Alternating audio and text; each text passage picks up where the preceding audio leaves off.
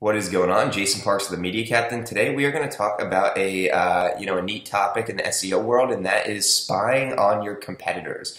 Obviously, Google, they only have 10 organic positions on the first page of Google, at least not including like the snack pack for the maps. So gaining high visibility on Google, you have to leapfrog over competitors. So I'm going to talk about how to do that upfront research so you can deploy a strategy to do that.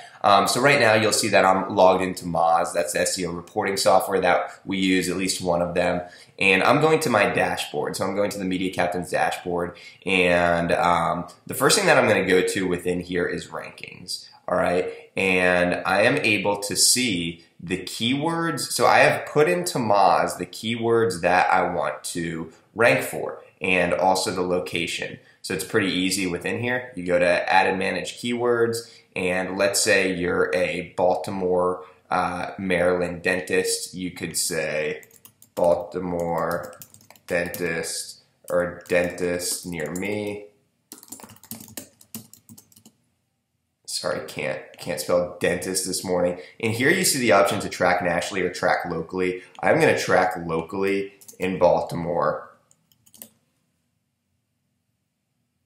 Maryland, so I can see my exact rank in that exact, in that exact market. So anyway, going back into rankings here, each week it shows me whether or not I'm moving up or I'm moving down for rankings. So over the past week, Amazon Marketing Company, we moved up 15 spots. So there was some movement there. So that a lot of times dictates things. And when you move down for certain keywords, corporate video production, Columbus. Well, we're not focusing much on video, and we're not getting as much traffic to those interior pages. So maybe that's one of the reasons. It gives you key insights. But when it comes to tracking versus your competitor, you can see they have a tab here for competition. So you want to go into competition and you can see all of the keywords that you're ranking for and where your competitors are ranking and the movement on everybody's end.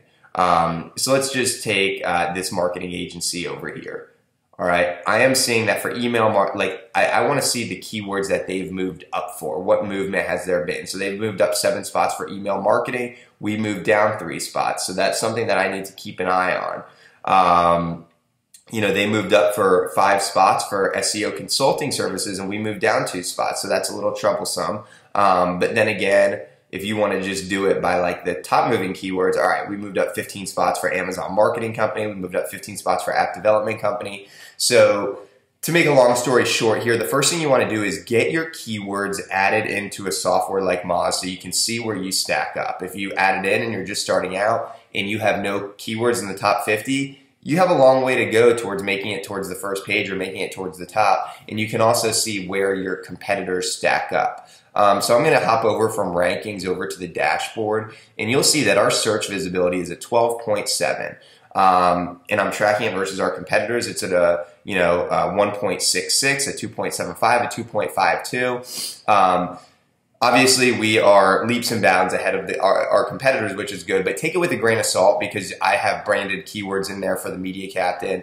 I also have some keywords like Amazon Marketing Services, and app development, which I know some of those other marketing firms don't offer. So take it with a grain of salt, but it's a great way for you to see where you stack up versus your competitors. And you also want to look at this metric, domain authority.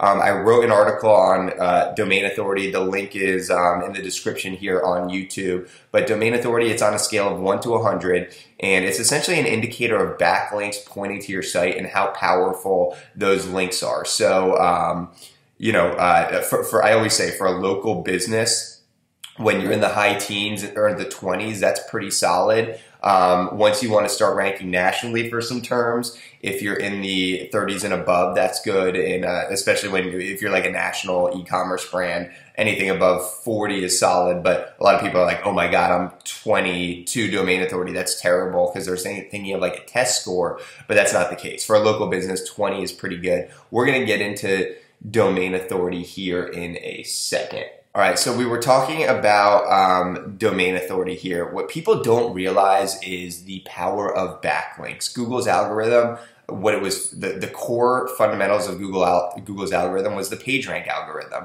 And that is predicated on backlinks. When I talk backlinks, I'm talking a hyperlink pointing back to your site. If I write an article for entrepreneur.com, they have a very high domain authority. That's linking back to my site. That is great for me, and that's really one of the core foundations of Google's algorithm. So what you want to do is, you're seeing those domain authorities here, but if you go into Moz and you go into the Link Explorer, what you'll want to do is, so I also have an e-commerce company, and it's Derm Warehouse.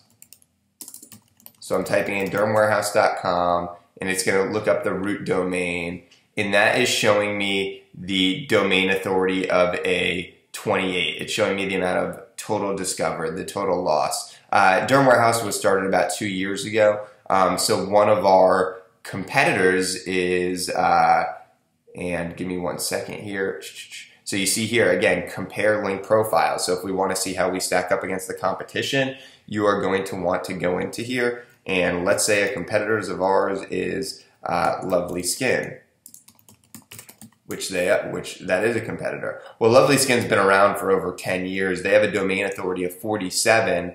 I know that we have a lot of catching up to get to Lovely Skin. I mean, we're 20 points behind. It's hard to increase domain authority. So the first thing you should do, add your keywords into a software like Moz, but then look at the domain authority of your business. When a company calls in and they're like, well, how long is it going to take to rank on the first page of Google? The first thing I always do is I look at their domain authority versus the competitors, and that's a really good indicator. Again, this is about quality backlinks pointing to your site. So this is another great way to spy on the competition.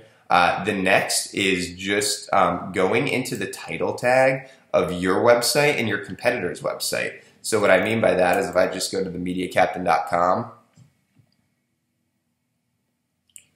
and if I go into view the page source, and within the page source I just find the title tag, okay, fastest growing Columbus Digital Marketing Agency. You'll see that's what I'm going after in the title tag. Title tag is one of the most important on-site elements. It tells Google exactly what your business is all about. So you want to make sure, A, you have the right title tag, but what's your competitor going after? All right, so let's just go to that example. Let's go to Google and let's go to dentist.